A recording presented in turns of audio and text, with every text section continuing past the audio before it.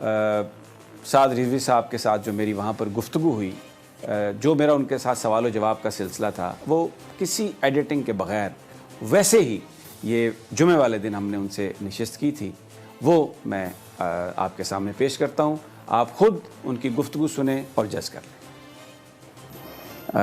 सबसे पहले तो हमारी तरफ से ताज़ियत कबूल कीजिए आपके वालिद मोहतरमी, अल्लाह ताला उनके दर्जात बुलंद करे। ये बताइए कि बड़ी एक नागहानी उनका इंतकाल था, बहुत स्पेकुलेशन भी हुई इस पर। किसी ने कहा कि इसकी तहकीकात होनी चाहिए, किसी ने कहा कोरोना है। आप, मुझे ये पता चला कि आप उनके साथ थे, कुछ हमारे साथ शेयर करेंगे कि ये सब कैसे हुआ, आपने सब कुछ देखा? बिस्मिल्लाहिर्रहमानिर्रहीम। सबसे पहले तो आप तशरीफ़ लाए, आपका शुक्रिया। और उनका दुनिया से जाना वो एक ही वजह बना है जो हमने तहकीकात की हैं और जो हम तहकीक समझे हैं, वो था कि जब से फ़्रांस में खाके शाया हुए थे ना सरकारी सतह पर, तो वो एक बात बार बार कहते थे कि यार उन्होंने हमारे आका मौला सल्लल्लाहु अलैहि वसल्लम की जो गुस्ताखी की है ना, वो सरकारी सतह पर। ये 57 इस्लामी मुर्दे कहा करते थे, ममालिक नहीं कहते थे। हजूर की इज़्ज़त के मुकाबले में इन्होंने मुर्दों वाला किरदार अदा किया। ये 57 इस्लामी मुर्दे कहाँ हैं? इनका हक बनता है ना ये सरकारी सतह पर उसको जवाब दें। मतलब ये थी उनकी एक अंदर की कुड़न, और इस कुड़न को कोई बयान नहीं कर सकता। और हमारे एक शाह साहब हैं, वो अक्सर खिदमत किया करते थे। वो कहते थे कि जब से ये मामला हुआ था तो उनके कंधे कभी कमज़ोर नहीं पड़े, उसके बाद अंदर से वो जल रहे थे, और वो जलन उनकी मौत का सबब, यही उनकी इस दुनिया से रुखसती का। जी बिल्कुल यही समझना। वरना बुखार होता है नॉर्मल, आपकी तबीयत ज़्यादा भी ख़राब रहती थी, इससे भी ज़्यादा ख़राब रही है काफ़ी मरतबा, लेकिन ये अचानक से बिल्कुल लम्हों की बात हुई है। लम्हों की बात। तो आप उस वक्त, जिस वक्त वो रुखसत हुए इस दुनिया से, आप उनके साथ थे? जी, बात उन्होंने आपसे? जी, मैं उस दिन तकरीबन 12 बजे से लेकर 11:30 12 बजे से लेकर रात उनके विसाल से 10 मिनट पहले तक उन्हीं के करीब रहा हूँ। और मेरा ये मामूल होता था कि अगर मैं ज़ोहर से पहले उनके पास बैठा हूँ तो ज़ोहर की नमाज में मैं दाएं बाएं हो जाता था। अगर असर से पहले बैठा हूँ तो असर की नमाज का फुर्सत आती थी। और उनकी ज़िंदगी की एक सबसे बड़ी खासियत यह है कि हमने उनको बाएहतमाम नमाज पढ़ते देखा है, इतनी बीमारी की हालत के बावजूद। उनके पास कोई भी बैठा है, कैसे भी बैठा है, जब अजान हो गई है तो वो बेगाना हो गए।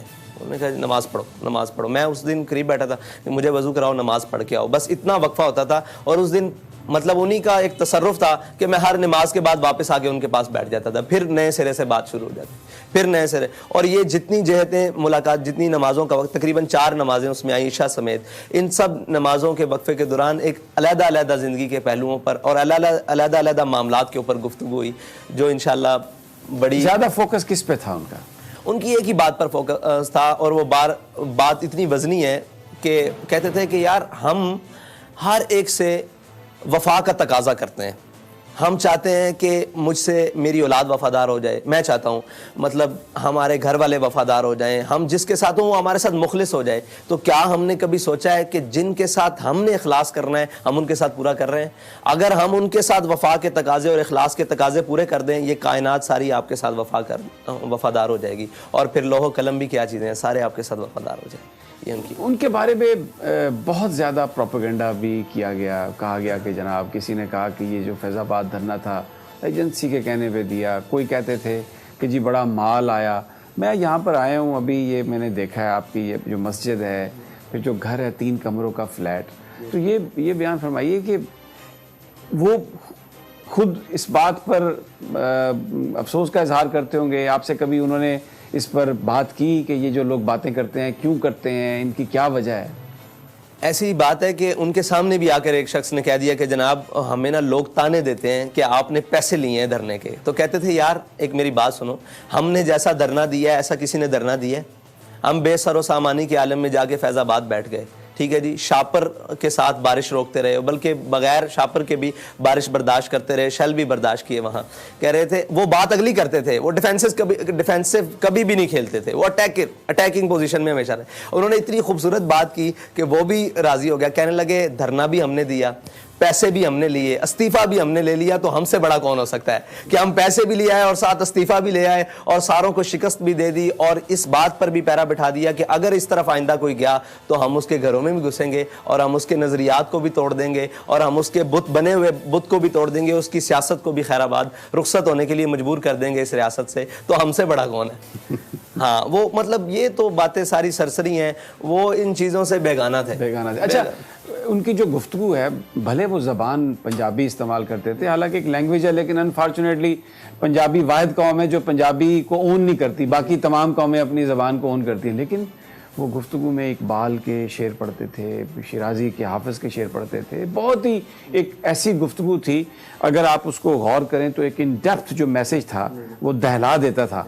तो अक्सर मुतालिया करते होंगे, आपके साथ भी, आपकी तरबियत में भी वो चीज़ें उन्होंने शामिल की, इनकॉर्पोरेट की? बिल्कुल ऐसे ही है। मैंने तो सारा जो कुछ भी सीखा और मुझे उन्होंने एक सबक दिया, आपके मतलब एक्सीडेंट के बाद एक और साथी हैं उनको भी यही सबक दिया कि किताबें तो 2 हर्फ सिखाती हैं, आदमी आदमी बनाते हैं।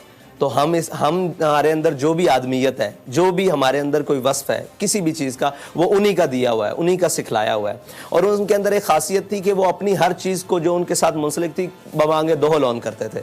लोगों ने बड़ा कहा कि हज़रत आप उर्दू का इस्तेमाल करें, इससे बहुत फ़ायदा होगा था। कहते थे जल्ले जो तक मैं पंजाबी गल ना कर लवां मेरा अंदर ही पूरा नहीं होता, मैनू गल समझा आंदा मज़ा ही नहीं आता। मतलब वो पंजाबी में कहते हैं मुझे बात समझाने का मज़ा ही पूरा नहीं आता।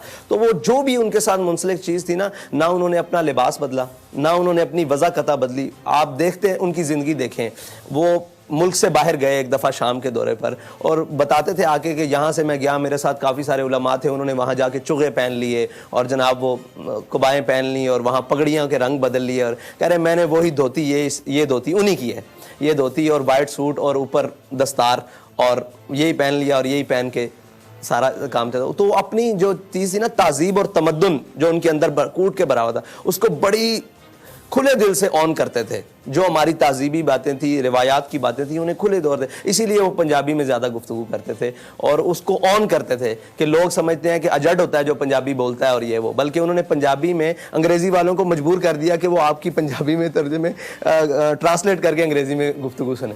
अच्छा, ये बताइए कि उन्हें अंदाज़ा था जब वो इतने बीमार रहे कि शायद अब वक्त रुखसत आ पहुंचा, गुफ्तगू से कुछ आपको अंदाज़ा हुआ? जी, मैं उनके करीब था, ये उनका रूहानी तसर्रुफ कह लें कि उन्होंने मेरे साथ सारी वही बातें की हैं जो आज रोनमा हो रही हैं या आइंदा आने वाले वक्त में रोनमा होंगी। लेकिन मेरा एक मरतबा भी ख्याल नहीं गया कि आप दुनिया से जाने के लिए ये सारी बातें मेरे साथ कर रहे हैं और मुझे समझा रहे हैं कि रिश्तेदारी का क्या ताल्लुक है, वज़ादारी कैसे रखनी है, किसके साथ कैसे ताल्लुकात हैं मेरे, उनके साथ कैसा उठना बैठना रखना है, तुम्हारे पर ये जिम्मेदारी हैं, ये जिम्मेदारी हैं, ये जिम्मेदारी हैं।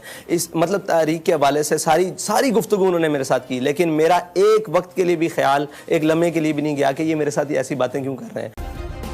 सब्सक्राइब करें और बेल दबाएं ताकि कोई खबर रह न जाए।